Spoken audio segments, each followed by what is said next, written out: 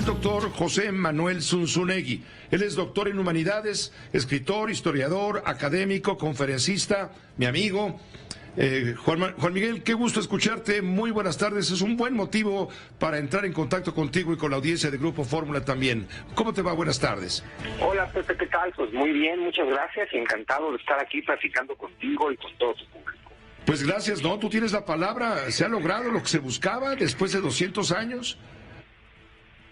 Pues bueno, no, es decir, es bien interesante, si uno se va al plan de Iguala, al plan de paz y libertad de Agustín de Iturbide, pues una de las cosas que Iturbide propone como una de las 3 garantías para el recién nacido México independiente era la unión de todos los mexicanos.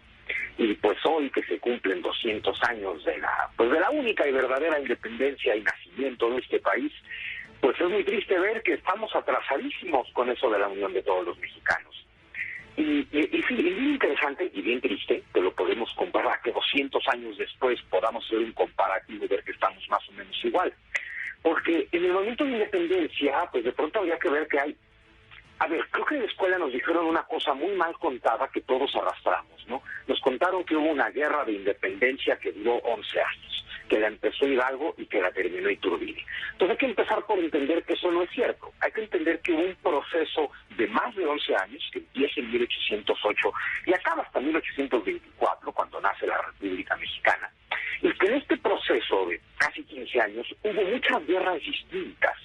Y que la guerra y el movimiento, más bien el movimiento, porque no es guerra de Iturbide, no tiene nada que ver con el movimiento de Hidalgo ni con el de Morelos, y es la continuidad de estos movimientos, y es aquello que tanto nos contaban de que Iturbide, que siempre estuvo en contra de los insurgentes, se cambió de bando y se hizo insurgente, porque eso tampoco pasó nunca. Iturbide siempre repudió, y lo decía con toda claridad, a la causa insurgente por sus métodos violentos.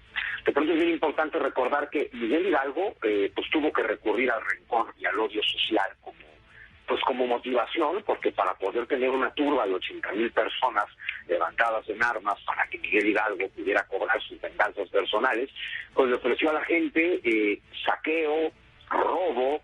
Miguel Hidalgo salía a las casas de las ciudades que tomaba, de los ricos, y aventaba dinero y monedas de los balcones y les gritaba: coged, hijos, que todo es vuestro, coged lo que os han robado. Es decir, él ya había inventado el instituto para devolverle al pueblo lo robado.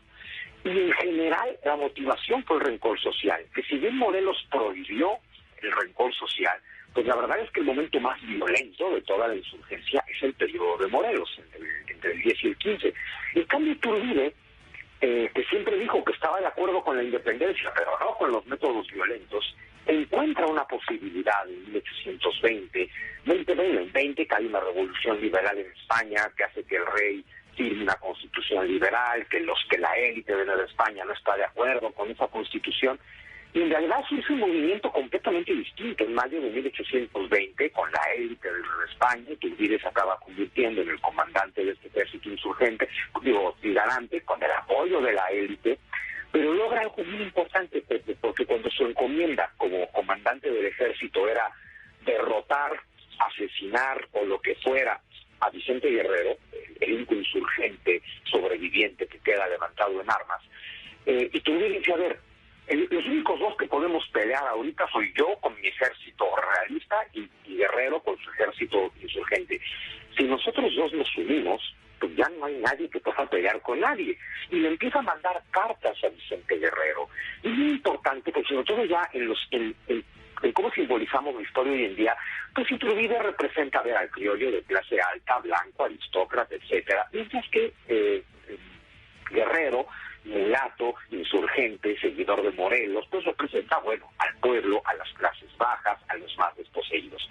Lo que logra Iturbide es que los antiguos insurgentes se le sumen a él, que ya comanda a los grandes del ejército realista, va convenciendo a todos los militares realistas de que se sumen a su causa, de que la independencia es inevitable, con una frase tan bonita que cuando firma los tratados con Juan de Mojú, que dice que esta independencia de España debe ser desatar el nudo sin romperlo, porque lo dice Iturbide, porque hablamos español, porque España creó la Nueva España, porque compartimos cultura, porque compartimos lengua, hay que desatar el nudo sin romperlo, ¿no?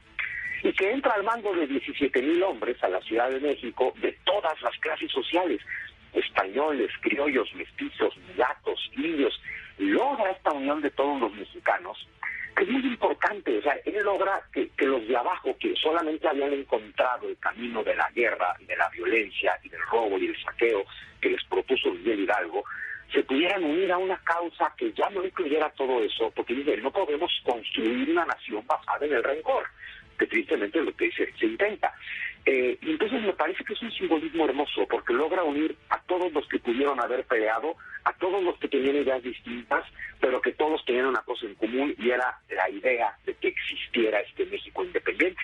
Entonces, creo que es bien importante recordar a Iturbide 200 años después, que una vez más se usa el rencor y la violencia como motivación política, pues recordar al hombre que hace 200 años convocó a la unión de todos los mexicanos. Ahora, una pregunta, Juan Manuel Zunzunegui. Agustín de Iturbide no ha sido precisamente consentido de la historia.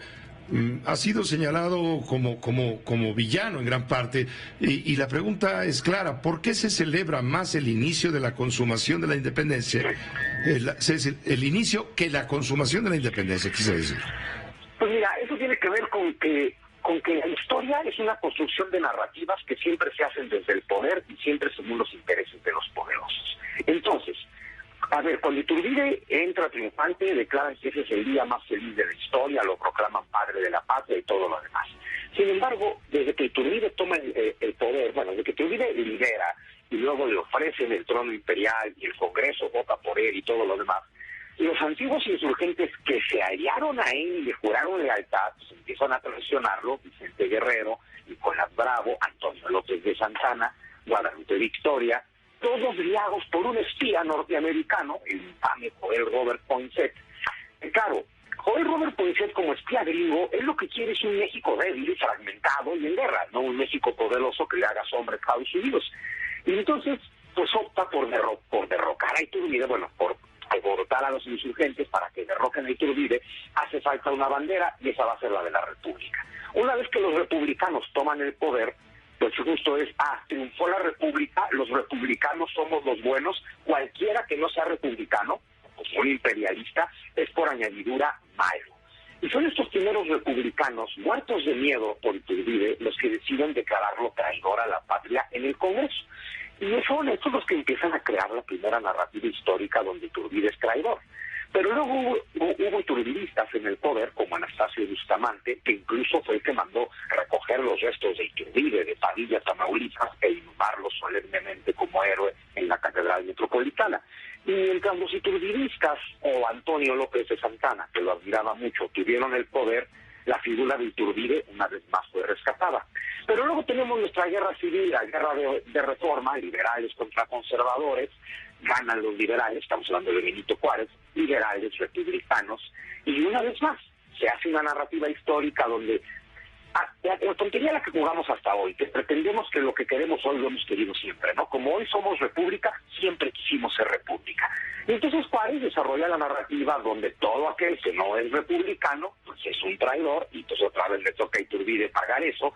Y bueno, pues Juárez gobierna 15 años, y luego el sucesor de Juárez, que tampoco nos cuentan bien la historia en este país, pero pues el gran sucesor de Juárez, que es Porfirio Díaz, que siempre luchó del lado de Juárez, mantiene esta narrativa que, si bien rescata un poco Iturbide, Porfirio Díaz, pues bueno, se concentra todo en la narrativa juarista. Y después de la revolución, al final hay que entender la revolución como una gran guerra de clases, donde toma el poder un partido de gente que viene de abajo, de los que han sobrevivido a la revolución, y se establece la narrativa histórica actual, particularmente en tiempos de Lázaro Cárdenas, y que eso otra vez es pretender que los valores del siglo XIX y los del XX, con 100 años de diferencia, son los mismos, y se hace esta narrativa que otra vez te declara que Iturbide es traidor, hasta llegar al grado máximo, ¿no? Que Luis Echeverría, por decreto presidencial, declara abolida la estrofa del himno nacional dedicada a Iturbide y declara que el consumador de la independencia es Vicente Guerrero, cuando, pues a ver, Iturbide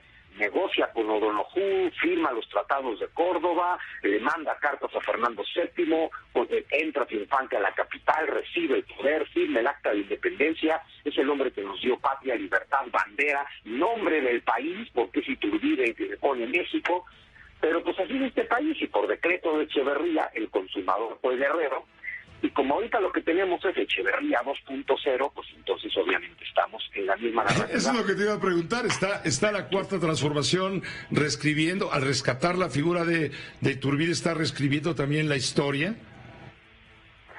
Pues yo no sé si están rescatando la figura de Iturbide, yo creo que más bien están haciendo, a ver, siempre les ha gustado el show, entonces no vamos a perder la oportunidad de que el 27 de septiembre México cumple 200 años y pues entonces hay que hacer algo, ¿no? Ahora, este gobierno, desde que llegó al poder, empezó a recitarnos otra vez constantemente la mentira de Vicente Guerrero como consumador, ¿no? Me extrañó ver un billete conmemorativo de 100 pesos donde aparece el Arco del Triunfo por el que entra Iturbide a la Ciudad de México, pero luego no me extrañó ver una moneda conmemorativa de la consumación donde aparecen 3 hombres que no consumaron la independencia, ¿no? Hidalgo, Morelos y Guerrero. Y, a ver, hay un solo consumador de la independencia, es Agustín de Iturbide, y como lo que platicábamos hace no mucho sobre Colón, Pepe, no te tiene que caer bien Iturbide, pero los hechos son los hechos, la historia fue la que fue, y pues el hombre al que le debemos la independencia es Agustín de Iturbide. No tiene que caerle bien a uno, pero si nos vamos a los simbolismos de la historia, es bien interesante que veneramos casi como santo a Miguel Hidalgo, a un hombre lleno de rencor, que nunca proclamó la independencia, que comenzó un movimiento por una cuestión de venganzas personales, que promovió el saqueo, el odio, la violencia, los incendios, las violaciones, que comenzó un movimiento que no terminó porque él duró 4 meses luchando, ¿no? Y que así como veneramos el conflicto, no seamos capaces de reconocer al hombre ilustrado y culto que sin conflicto y declarando la paz y acabando con la guerra, logra unir a todas las partes en conflicto en una sola causa. Esto es lo que hace Iturbide. Que hoy en día veneremos al viejito revoltoso y despreciemos al hombre culto, negociador, habla mucho de lo que somos, pero habla mucho también de las intenciones de una narrativa histórica que evidentemente nos quiere conflictivos y violentos.